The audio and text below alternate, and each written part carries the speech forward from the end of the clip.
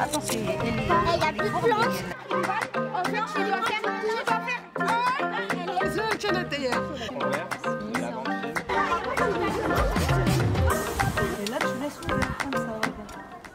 On est là pour soutenir aussi les associations comme Espoir et Création. On parle beaucoup d'écologie, de développement durable. C'est dès l'enfance que ça commence. C'est une bonne chose pour le quartier. Ça fait sortir les gens aussi de leurs appartements. Ça les fait sortir à l'extérieur et c'est au centre du quartier. Ça crée de l'animation et c'est très très bien pour nous.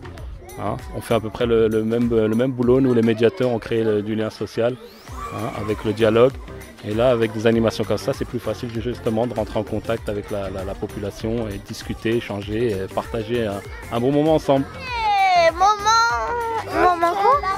jardinage. Voilà.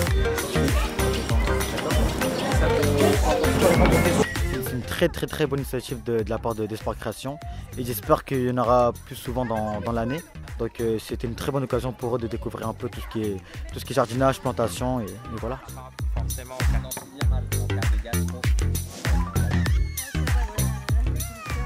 Alors là, on est à un atelier sur les huiles essentielles, donc pour prendre soin de soi. Il y a 3 préparations d'huile.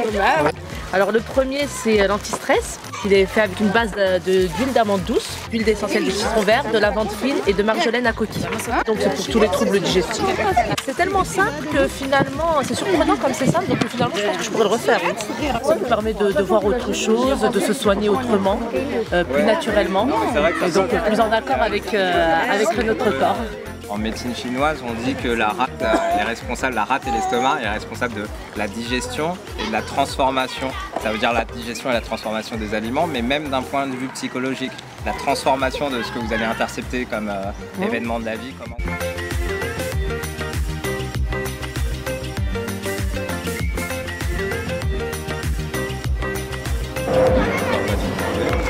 J'en ai mis, je crois, 3 ou 4 dans la théière à infuser. C'est une infusion de quoi? De concombre amer. Quand c'est cru, vous mettez ça en salade et quand c'est séché, vous mettez ça en infusion avec de l'eau. De manière vive un peu, c'est stimuler, réveiller un peu les cellules. N'hésitez pas à y aller un peu rapidement, comme ça.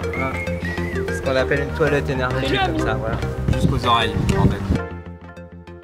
C'est une pierre, nous on l'utilise parce qu'il a des effets refroidissants. Donc il va rafraîchir la peau et au niveau des vaisseaux sanguins et tout. Donc ce que vous nous demandiez tout à l'heure, le poil. Donc là avec la technique de massage que je vais montrer, on va faire circuler au niveau du sang et de l'énergie. Et puis avec ça, on va rafraîchir. Donc ça va drainer l'ensemble du visage. Qu'est-ce que je peux vous dire? C'était vraiment très intéressant. Je ne regrette pas d'être venue.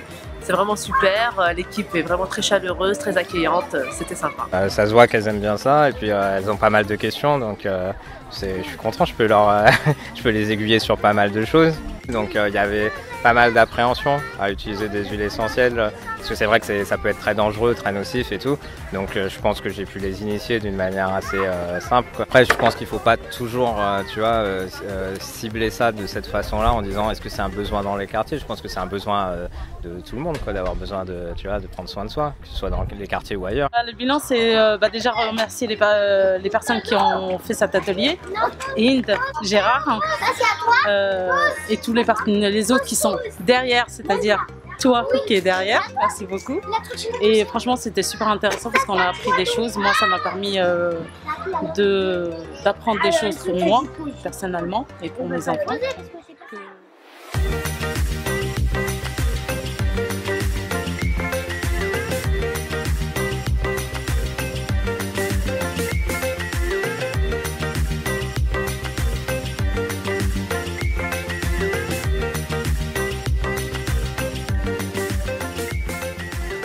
C'est qui Gérard? C'est moi.